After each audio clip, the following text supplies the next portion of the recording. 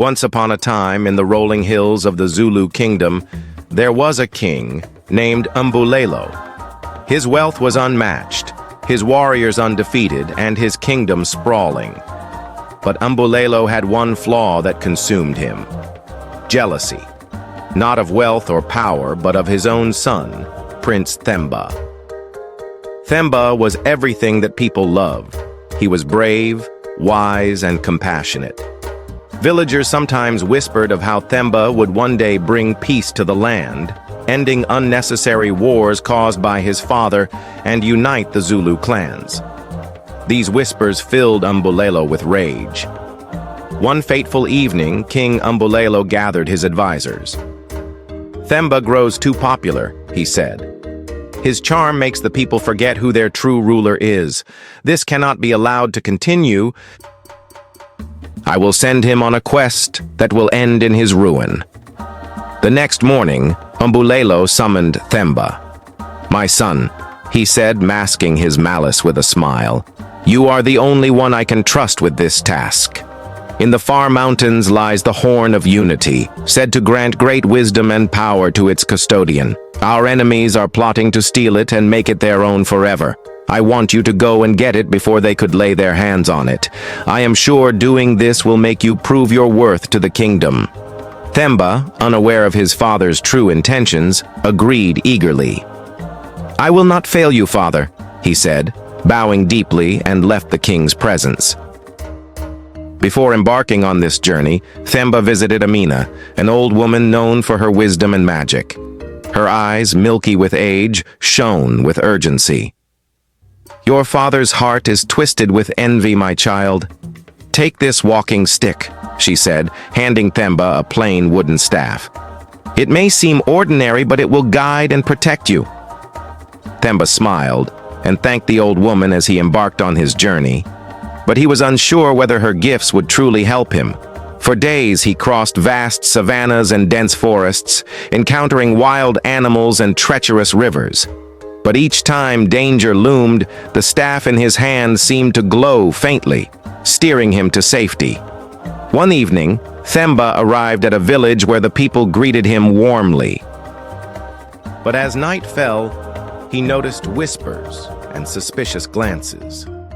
Remembering Amina's warning, he tied his horse far from the village and pretended to be asleep in a hut they had prepared for him. At midnight, he noticed strange movement of men around, and before he could find out who they were, the hut had been set ablaze. Themba, with the help of the staff in his hand, was able to escape into the shadows. When the villagers realized that their plan had failed, they fled in shame. The next day, Themba reached the Mountains of Power where the Horn of Unity was kept. The path was steep and lonely. Legend had it that a ferocious lion guards the horn. As Prince Themba climbed the mountain, a massive lion suddenly emerged, its golden mane gleaming under the sun. Themba, expecting an attack, gripped the staff in his hand very tightly. But instead, the lion spoke like human. "Why do you seek the horn, young prince?" Its voice was deep and regal. "The kingdom needs it to protect our people," Themba replied. The lion studied him for a moment. "Many have come here with deceit in their hearts, sent by those who crave power. But I can see that your heart is pure. Follow me," it said. The lion led Themba to a hidden cave where the horn lay on an altar. Its ivory surface glowed faintly, as if alive. "Take," it said, giving the horn to Themba. "Make sure you don't blow it until you face your greatest challenge," the lion said, before vanishing into the mist. When Themba finally returned with the horn, the people erupted in celebration, but Mbulelo's jealousy boiled over. How could he have succeeded? The king raged privately. Determined to finish what he started, Mbulelo plotted another plan to kill his son. That night, he ordered his warriors to ambush Themba in his sleep and kill him. But as the warriors approached, the horn began to hum in Themba's hands.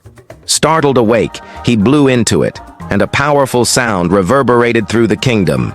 The warriors froze, dropping their weapons. Villagers poured into the palace, drawn by the horn's call. In the midst of the chaos, King Mbulelo stumbled into the courtyard, and his jealousy was exposed for all to see. Overcome by shame and guilt, the king collapsed that very night and died. On the long run, the horn's magic did not just unite the people, it also revealed King Mbulelo's wickedness. Few weeks later, Prince Themba became king. He was a ruler loved by all, and with his wisdom, he was able to unite the Zulu clans, bringing peace and prosperity to all.